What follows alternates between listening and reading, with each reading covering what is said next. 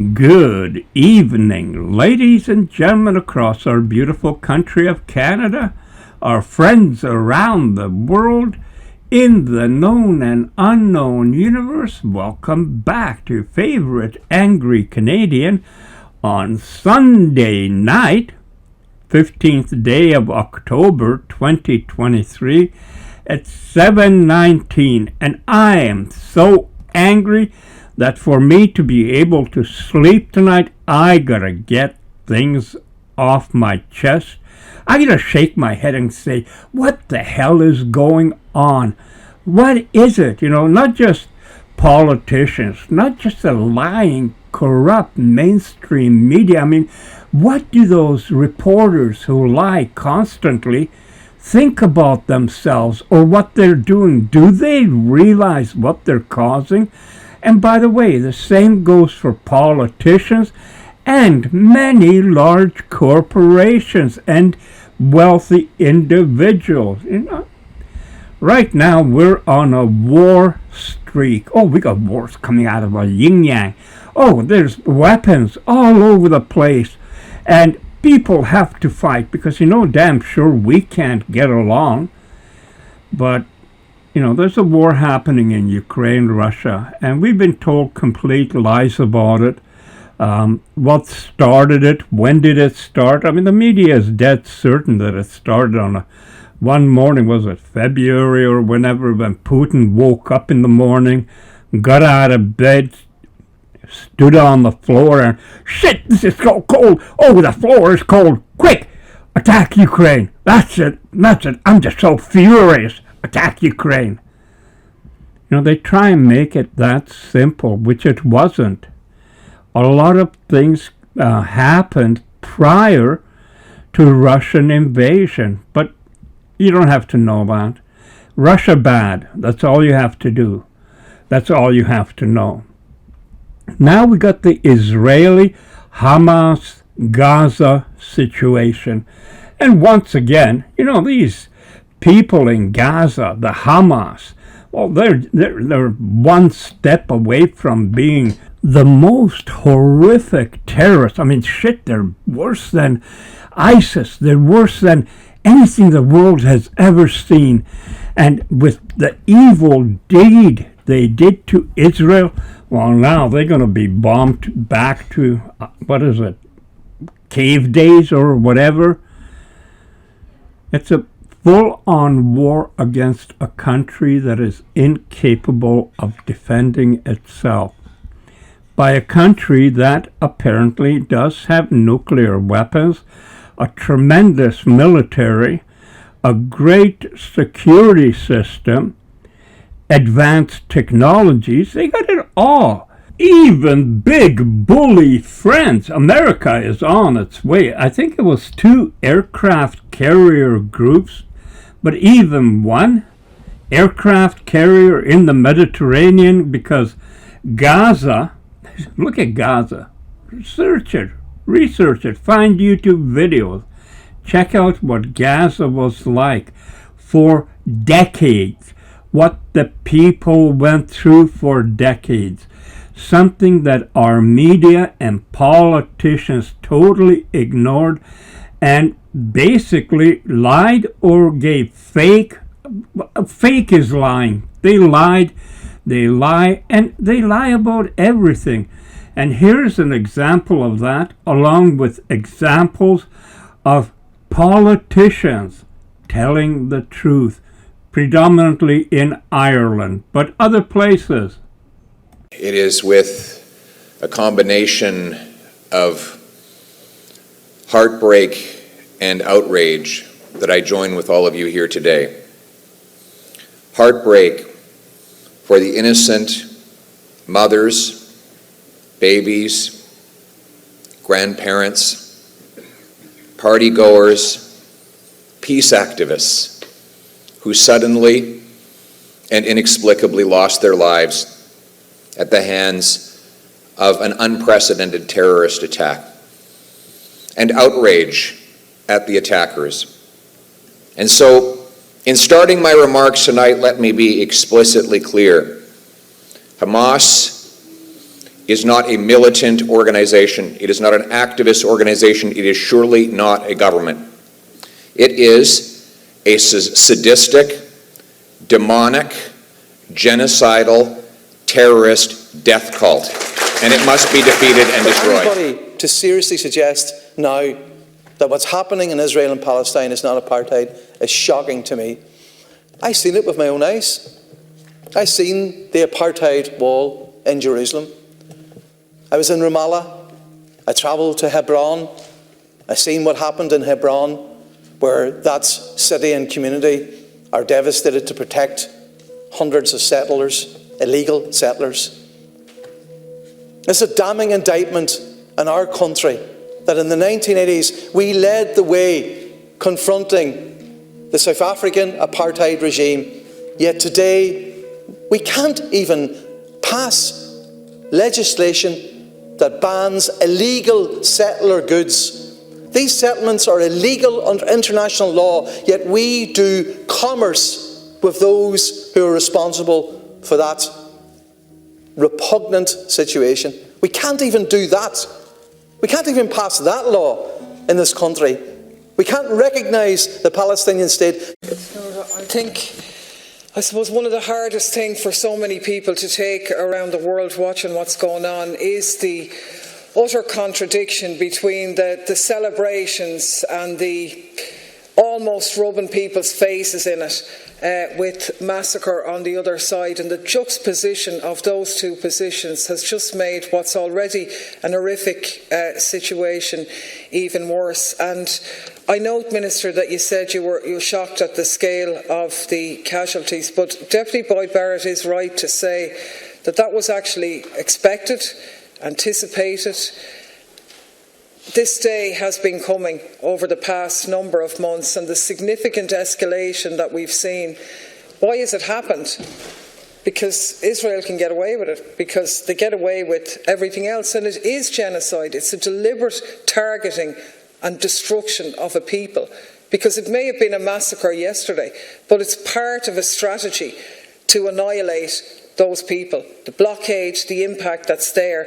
And you know, I think your statement on the points about the American embassy saying it's disappointing and unhelpful, I think in diplomatic speak that's actually quite strong, and I'll grant you that. I know that it is, but it's not enough. And I think what we're saying is that Israel is doing what it can do, because the US has given it the green light and the EU has effectively done nothing. So they illegally settled, they illegally occupy Syrian Golan Heights, they conduct their war with Iran on the back of the Syrian people, and on and on and on. It's just never ending, and I think we have to do more. We are a neutral country.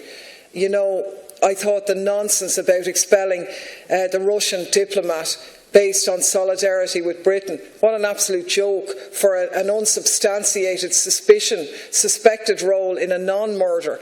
Here there's absolute involvement in actual murder. And where's the solidarity with the Palestinian people? Now, I actually don't think the expulsion of the ambassador is neither here nor there. It's an optic, really. Is that worth anything? It's probably not worth a whole lot. I'd really like to see a lot more than that. I'd like to see some serious signals, like us signing up to the BDS movement and really isolating this rogue state, this apartheid state. Diplomatically, yes, whatever, but certainly economically and internationally, because if we don't do that, they are going to keep doing what they do, and we have to extend that to the United States, who have facilitated and accelerated these unlawful war crimes by their cavalier attitude and appalling stance over the past period. And I think you probably have spoken up in Europe more than most. I believe that you have, but I really think you need to do more. I'm not blaming you, it's just encouraging you, because this certainly cannot go on. Thank you, Deputy Daly.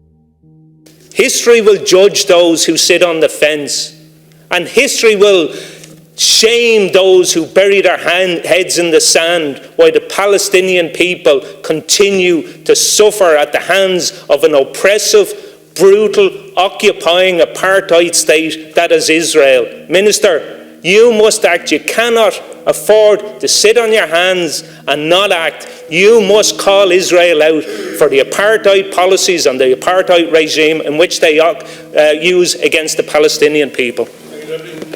Incredible carnage that this terrorist death cult has unleashed in the last 72 hours would be bad enough were it not for the apparent pleasure and sadistic pride with which it was carried out.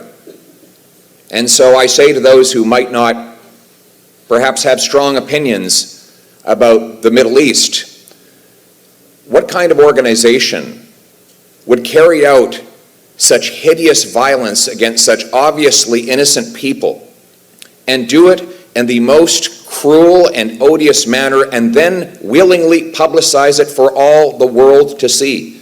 This is evil in its purest form, and that evil must be defeated. But I really have to say, on the week when it is the International Day of Solidarity with the people of Palestine, for you not to simultaneously call for an investigation into the ongoing war crimes and crimes against humanity being committed by the apartheid state of Israel against the Palestinian people, I really have to wonder about the consistency of the ethics of EU foreign policy. It is utterly, utterly unconscionable that we can say on the one hand, we must investigate the war crimes and atrocities of Vladimir Putin and remain silent, as you did when you spoke in June in Israel beside the Israeli Prime Minister Naftali Bennett and did not say a word, not a word, after we've had two devastating reports by Amnesty International, by Human Rights Watch, of 70 years of ongoing crimes against humanity, ethnic cleansing, apartheid, the siege of Gaza, a 15-year-long criminal action. Do we talk about investigating the war crimes of Israel? No. Do we sanction Israel for these crimes as we've sanctioned Russia? No. Instead, we continue to give them favoured trade status, import huge amounts of gas from Israel, deepen the relations, and engage in considerable military and defence trade with the state that is doing this to the Palestinians. It is now for Canada to stand with Israelis as they carry out their right and obligation to defend themselves. Amidst the rubble of the all but destroyed northern part of the Gaza Strip. It's the Ukraine war all over again. Every single country that was involved in the coalition of the killing on the bodies of the people of Ukraine is with Israel. Every single country that was against the war in Ukraine, waged by NATO, is against the war being waged by Israel. Another sign of how the world is now divided and how that balance of power is currently distributed. All the worst people in the world are heavily engaged in the propaganda war in support of the mass killing, the genocidal onslaught launched by the Israel Defense Force as called.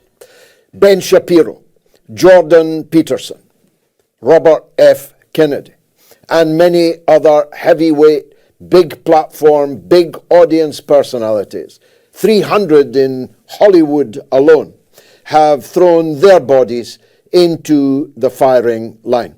They have declared their everlasting love for Israel. They have declared their redefinition of the word genocide. They have redefined the term self-defense. They are sending money, some of them even sending themselves as mercenaries. People are being redeployed from the front line in Ukraine. Weapons are being redirected, and above all, perhaps, financial aid is now swinging wildly away from the funding of the Ukraine war to the funding of the Middle East war, on the cusp of which we now stand. Israel says it has not yet invaded the Gaza Strip because of bad weather.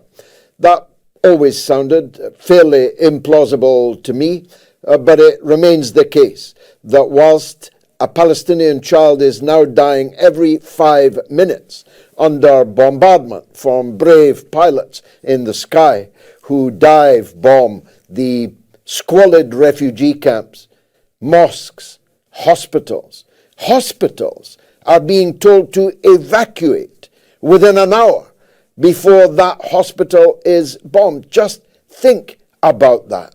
White phosphorus raining down. None of that has been affected by the weather, but the massed force of an invasion fighting force of Israel's finest, the most noble army in the world, they used to call themselves. I don't hear that quite so often nowadays, is still parked outside the gate. Here's the real reason why. Hezbollah and Iran have made it perfectly plain, along with lesser players like the Shiite militia forces in Iraq, like the fighting forces inside the Yemen, Ansar Allah, have all made it plain that if this does not stop soon, and if there is a ground invasion at any point, that they will become involved in the war. I think you need to get some perspective on this. Hezbollah is approximately 100 times more powerful than the resistance movements in the Gaza Strip. 100 times more. They have 100 times more missiles, and their missiles are not homemade. Their missiles are targeted, and they're targeted on the centers of power and the centers of population of the state of Israel itself. The Israeli people will not just have to hurry for the bomb shelters. If Hezbollah enters the war, they will not be able to leave those air raid shelters because the missiles will rain down incessantly. Israel will, of course, fight back, and the United States aircraft carriers, who present something of a sitting target, I must tell them, for the Lebanese batteries on shore. Mark my words about that. The United States will join the war. Britain, in a kind of carry on up the Khyber caper, has decided to send 2 of its sadly depleted Royal Navy to the shores of the Levant. To do what? I'm not sure. But we can assume that whilst they themselves will become targets, that they will not remain silent. Their guns will not remain silent.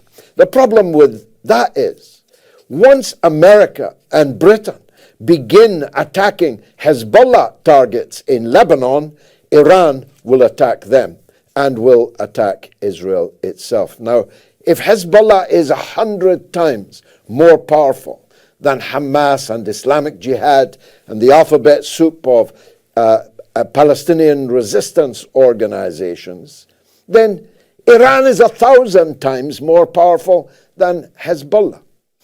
And thus, a general state of Middle East war will then exist.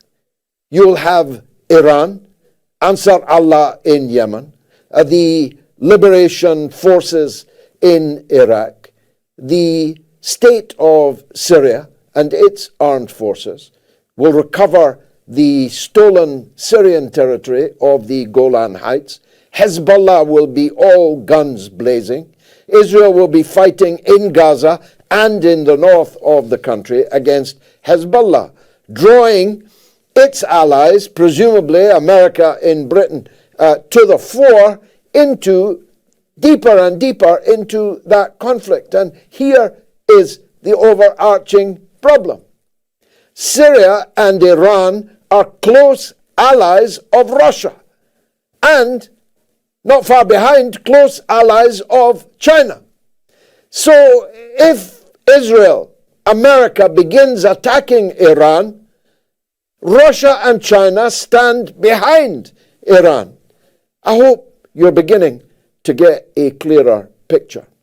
That's why the ground invasion has not begun, because Israel and its allies are calibrating just how difficult a job it will be to fight amongst the rubble in the alleyways, every inch of which are known by the defenders, but not known at all by the attackers. All the while, no internet or not, there will be television pictures of Israel's invasion of Gaza emerging. They'll emerge, apart from anything else, from the many, many Israeli soldiers that don't want to do this and are arguing, and they show themselves on video arguing with their officers that this is not the right, or at least the wise thing to do. So the fighting amongst the rubble, in the alleyways, underground, hand to hand, will be very, very costly indeed. So, simple question, why do we in Canada refuse to know the truth? Simple question. Why don't people look up the history? Don't buy the shit from the politicians or the fake news media.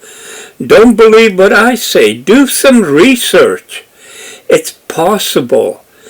And what we are being told continually by the mainstream media and our politicians on all sides of the aisle, talking about all sides of the aisle, remember the standing ovation and applause for a SS Nazi in our House of Commons?